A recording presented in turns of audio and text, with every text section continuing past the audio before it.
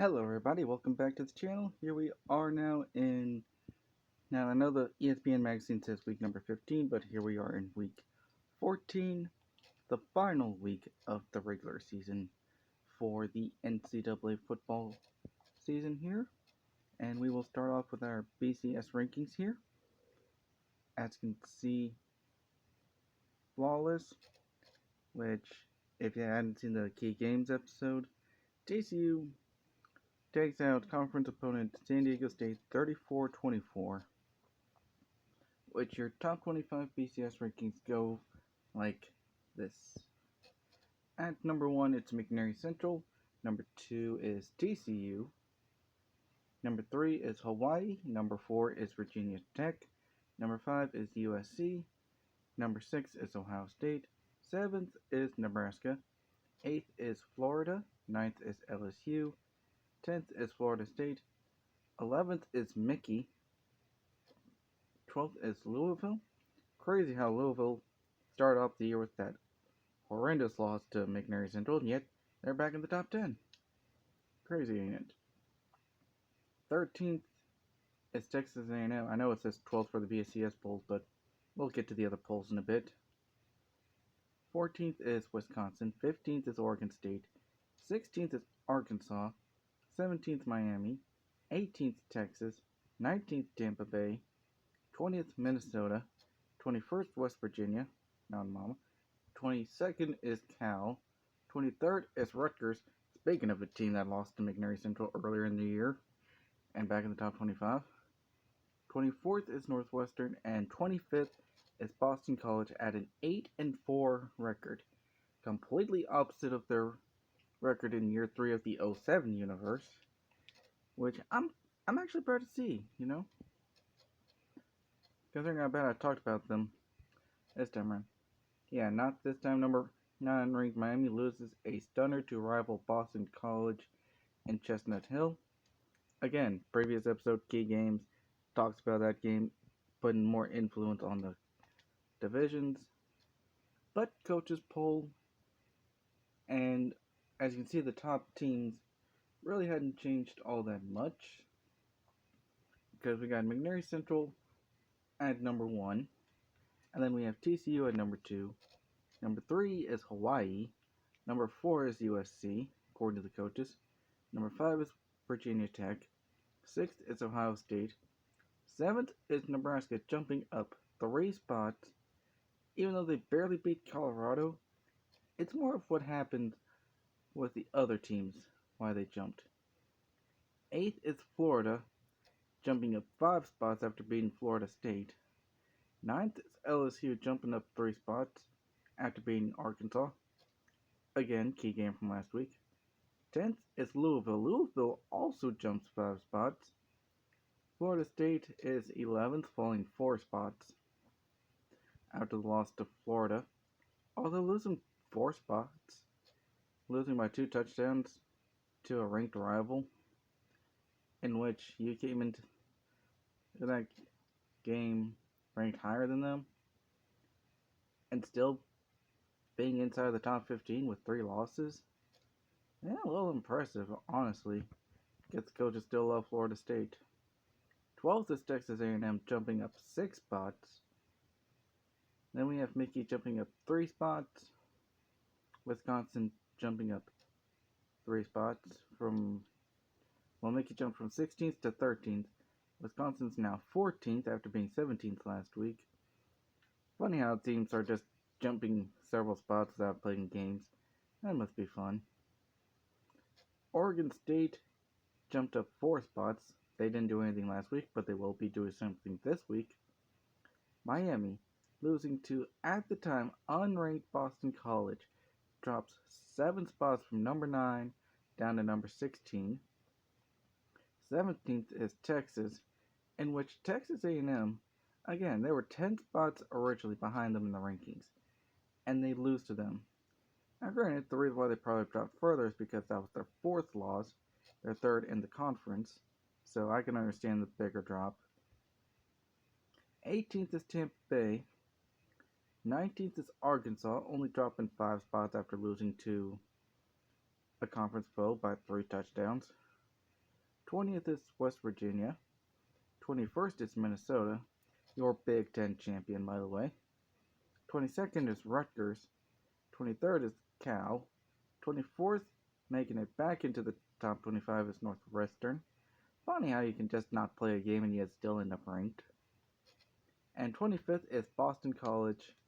And Notre Dame and Oklahoma both dropped out. The media has McNary Central number 1, JCU number 2, Hawaii number 3, USC number 4, Virginia Tech number 5, number 6, Ohio State. I just think the computer just likes Virginia Tech more than USC for some reason, even though USC is a lot more pronounced than Virginia Tech. I don't know. AI is weird at times. Number 7 is Nebraska. 8th is LSU. 9th is Florida. 10th is Mickey. I just realized Mickey only played 11 games for the season. I didn't know Wake Forest only played 11 games in the 2008 season, but who knew? 11th is Florida State. 12th is Louisville. 13th is Texas A&M. 14th is Oregon State.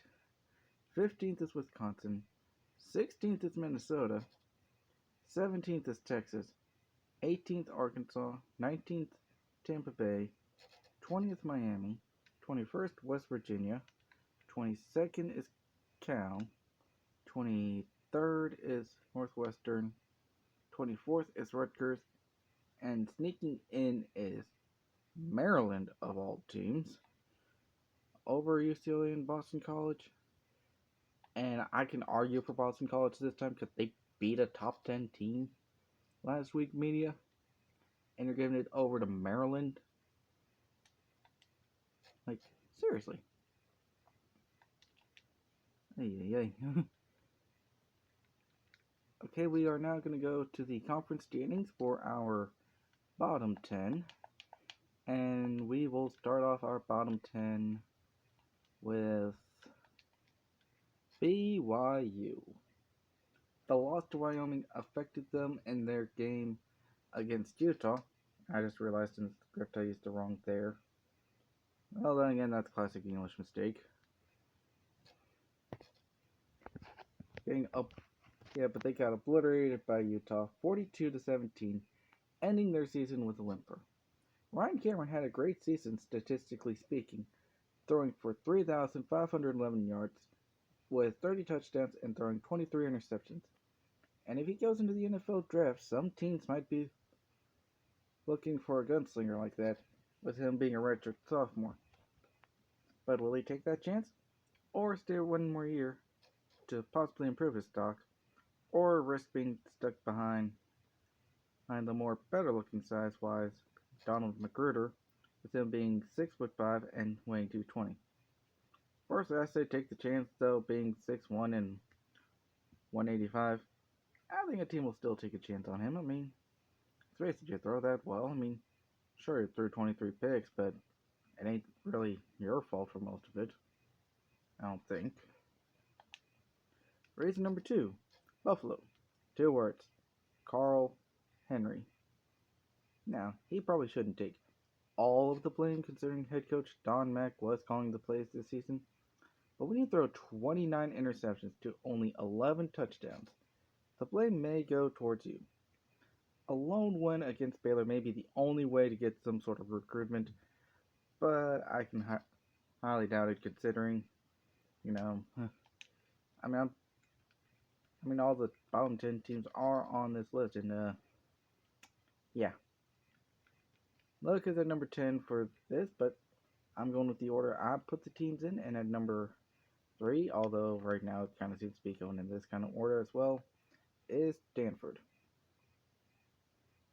A winless conference and a lone win against San Jose State has the Cardinals being on here. Plus, an 11-game schedule makes things more difficult for them to gain enough momentum to get the recruits needed. If it was recruiting nowadays in the year 2026, the name of Andrew Luck would easily bring in some recruits. But in this universe, he's just another coach to a team needing a full rebuild in a tough conference. Hopefully, a win in the rivalry game against Cal will end with a triumph rather than a whimper. At number 4, and this is where we go off of their little ranking thing in the percentage, we go with Connecticut. Winless in the Big East, but 2 wins isn't what the Huskies wanted. But when you hire one of your greatest basketball players in Ray Allen as your football head coach, this would have been a reasonable result. The Huskies will hope for improvement for next season, as fans have already turned their attention to basketball. Maybe in a couple of years, the fans might pay attention to football as well, and have multiple championship opportunities. One in basketball, of course, and maybe one in football. Next, we have at number 5, NC State. And no, I did not put NC State just because they destroyed my Memphis Tigers in the Gasparilla Bowl this past college football season. And at the time of me recording the script, wearing a Memphis Tigers shirt. Nope, this is more on just what they did in game, not real life. Although granted, if they beat Maryland, they wouldn't have been on this list most likely. But the reason here is Ty Gibbs is starting to prove that he is not the same kind of winning coach as his grandfather, who currently has the Redskins in the playoff hunt for a wild card spot. Maybe the Wolfpack administration gives him more time, but as of right now, they hope they can get a better chance to be competitive next season, hopefully to be in a bowl game. And yeah, fun fact, in real life, Ty Gibbs is actually driving for Joe Gibbs Racing, so he's racing his grandfather's vehicle with his grandfather's equipment, with his grandfather being the owner of the team. If that ain't nepotism, I don't know what is. But we go to number 9, and a little bit of a voice crack right there, in Kansas, and the Jayhawks didn't become competitive this season, and a winless conference season won't help the football recruitment. All they can hope for is that they can get some improvements during the offseason, because at 2-10, Kansas needs to build a lot to become competitive and deal with teams in their division especially. With Nebraska being a top 10 team, Colorado and Kansas State in positions for bowl games, they do have a long way to go. And for number 7, we stick in the Big 12, but we go to the South Division in Baylor. The Bears had a horrible season as well, 2-10 on the year, along with a 1-7 conference record, allowing over the season 414 points and scoring only 187 points of their own, which is low, especially in the Big 12. They need to work on both ends to improve. Their main issue is dealing with Texas, Texas Tech, Texas A&M, and Oklahoma all in the division, so the problems will be around them for a good while, as their recruitment may not be as strong because of them not having a good athletic department. At number 9, we have our good old buddies from the first universe, San Jose State. Although they nearly beat Nevada, as you see there, 28-27, so our good friends over on the West Coast nearly did well. And the Spartans ended up here only because of their 2-10 record. A decent season stat-wise, as you can see, quarterback with 2,500 passing yards, a running back leading with nearly 1,000 yards and nearly 1,000-yard receiver. So, things could look on the up. That's even with one of their cornerbacks being out for basically the rest of the year. The wide receiver that had 866 yards being gone for the year. I don't really know when that injury happened, but that kind of sucks right there. And also a tackle being out for the season, so yeah. They can... Yeah, sure, they are on a 4-game losing streak as well, but they have the chance of improving. Especially in the WAC, where anything can happen, especially if Hawaii falls off next year. At number 9, we do have now Washington State. The loss to Washington in the Apple Cup ended their season on a down, but they hope to try to improve on what they did this year and do what they can to get a bowl game next year. A tough conference with USC, UCLA, and Cal will be a tough time for the people of Pullman. And last but not least, Wyoming. But the Cowboys do end on a 2-game winning streak, beating Colorado State 38-14, proving that they had the possibility to win and looked to bounce forward into 2008. In a season where it all looked lost, they had found hope near the end and will try to be able to build off on this momentum, bring themselves a bowl game, and maybe, even if enough cards fall, a Mountain West championship. And that's if enough cards fall, but we'll see on that for next season. I do say they gotta try to run the ball more though. 465 yards for a leading rusher, not the best of thoughts right there. Now, key games. We're back to 5, only because there are 5 conferences playing this week. As I am over here hitting the wrong button again, we will start off in the Big East between number 22 Rutgers and number 10 Louisville. In this game, the only top 25 matchup of the week, the Scarlet Knights travel down to Louisville to face the Red Hot Cardinals, whom, after that drumming of a loss against McNary Central at the beginning of the season, looking to end the regular season with on an 11-game winning streak. Offensively, Rutgers has the advantage stat-wise, but defensively the Cardinals have bounced back, being now the 32nd ranked team in the nation. As for Rutgers, they kind of bounced back a bit as well, being the 49th defense in the nation. Although both rushing teams are a bit horrible, still 102nd for Rutgers, 72nd for Louisville. We can put some blame on West Virginia on that for being a run-heavy team. I think that Louisville will end up dominating this game though, and give Rutgers their 4th loss of the year, but the Scarlet Knights will receive a bowl game nonetheless. Being 8-4, I don't see why they wouldn't get a bowl game.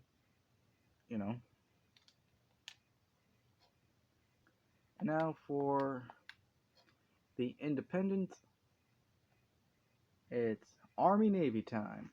The 2 biggest teams in terms of history, fighting for the coveted Commanders-in-Chiefs trophy, bragging rights, and the rights to say that they are the top military branch, at least in the world of college football. This will be an old school kind of game, with the midshipmen having the 5th ranked rushing offense in the country. Both defenses are ranked in the middle of the nation, so this might be a score in the mid-20s to the mid-30s. But I can see the Black Knights pulling this off with a more balanced offense, and they claim the Commander-in-Chief's trophy this year, and with this game being in Philadelphia, the same weekend as the Seahawks coming into town to face the Eagles. This is one amazing weekend of football for Philly. Because, December 1st, 2007, with the Week 13 game between the Seahawks and Eagles, which I will be streaming on my Twitch channel. Thursday night, BP Wild Bill 11, so please follow that. Come support me on there as well. Matchup of undefeated. It's going to be a fun game to cover. Now, no MAC games, no Mountain West games, but we do have 4 Pac-10 games, and I chose number 15 Oregon State versus Oregon. Civil War. The rivalry game for bragging rights in Oregon is on the line here. The Beavers are coming in at 9-2, a 2-game winning streak, and a team ready to go bowling. The Ducks, on the other hand, are ready for the upset inside Eugene, and have a team that are ready for anything. Winning this rivalry will put a bright side on a season that, writing side of things, is a bit underperforming. I mean, B, A-, B-. I figured Oregon would at least be ranked at this point. But, things happen. And with this game being pivotal for both teams, both needing this win for bold possibilities, it will be an amazing game. I will think that the Ducks will pull this off in the win, especially with Austin being the ninth toughest stadium in the country and will be a problem for the Beavers because noise will be a factor and will cause a bunch of headaches. For the Sun Belt, it's North Texas versus Florida International. The Mean Green need this win to win the Sun Belt Championship. Simple as that. A win, and that Week 6 win against Louisiana Lafayette will come back and be the tiebreaker for this conference. And by the looks of things, the Golden Panthers will be more of fool's gold, as North Texas will come into Miami and dominate the game and claim the Sun Belt and the opportunity for a bowl game, which a loss would keep them out of the bowl picture completely. Lafayette has a chance being 6-6 compared to a potential 5-7 record for North Texas if they lose.